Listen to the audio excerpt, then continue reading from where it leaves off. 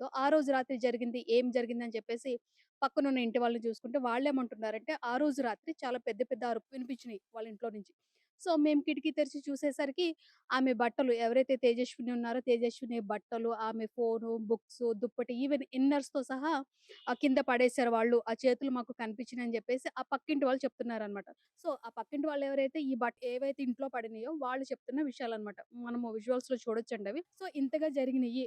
ఆమె చాలా గట్టి గట్టిగా అరుస్తూ ఉంది అప్పటికి కూడా. కాపాడండి అని చెప్పేసి అరుస్తుంది తేజస్విని అని అన్నారు. ఇకపోతే వాళ్ళ మమ్మీ ఏమంటుందంటే, నన్ను లోపల పెట్టి గడియ పెట్టేసిందని అంటున్నారు. ఈ స్థానికుల వర్షన్ ఎట్లా ఉందంటే, మేబీ ఆ అమ్మాయిని లోపల హారస్ చేసుంటారు.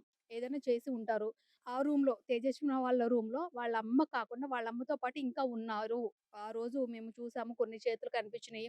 వాయిస్ కూడా గట్టి గట్టిగా వినిపిచ్చింది. వాళ్ళ నుంచి తప్పించుకోవడానికి తేజస్విని బయటకొచ్చి గడిపెట్టేసి వెళ్ళుండొచ్చు అని జెప్పేసి అంటున్నారనమాట. సో, కిందకొచ్చిన తర్వాత కూడా ఆ కింద రూమ్‌లో మనము విజువల్స్ చూస్తున్నాం గదండీ!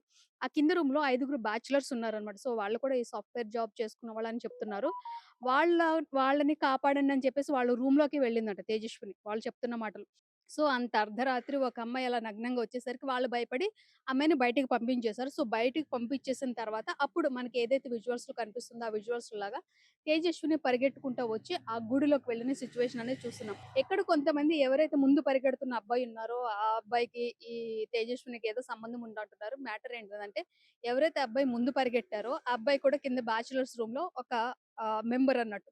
సో, అతనేదో ఫోనొచ్చి బయటకి మాట్లాడుతూ ఉంటే తిరిగి తను రూమ్‌లోకెళ్ళే క్రమంలో ఈ తేజస్విని ఇట్లా పరిగెట్టుకుని రావడంతో అతను భయపడి పరిగెట్టుకొని వెళ్ళిపోయానని చెప్పేసి చెప్పాడనమాట. సో, ఇదైతే జరిగింది. దాని తర్వాత తేజస్విని ఒక చిన్న గుడి దగ్గర 1 మినిట్ లోపే మనం ఉండడం చూసామండి. దాని తర్వాత ఏదైతే గుడి ఉందో గుడిలోకి వెళ్ళి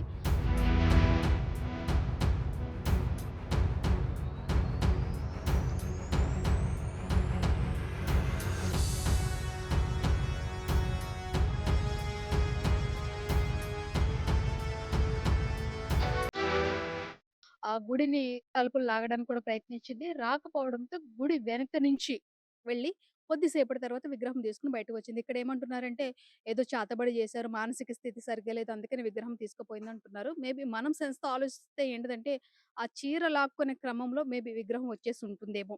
సో, తర్వాత తను చెరువు కట్ట వైపుకి వెళ్ళిపోయిందని అంటున్నారు. తర్వాత ఇక్కడ ఎవరైతే బ్యాచిలర్స్ ఉన్నారో వాళ్ళనడిగితే వాళ్ళేమంటున్నారంటే, సో, తర్వాత మేము గుడికి వెళ్లి వెతికాము.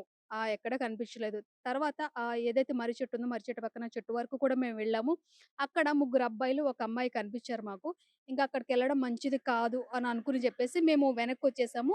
ఇంకా వెతకలేదు అని చెప్తున్నారు. ఇది వాళ్ళ వర్షన్ అన్నమాట. సో, ఇక్కడ పోలీసులేమంటున్నారంటే కంప్లీట్‌గా తప్పు తేజస్వినిదే అని జెప్పేసి చెప్తున్నారన్నమాట. వాళ్ళేమంటున్నారంటే, ఈ ఏరియా పోలీసులేమంటున్నారంటే, ఆమెకి మానస్థితి సరిగ్గా లేదు కాబట్టి, ఈ దేవుళ్ళ మీద, ఈ వీటి మీద నమ్మకంతోటి ఆమె ఇట్లా చేసిందని జెప్పేసి కేస్ క్లోజ్ చేశారు.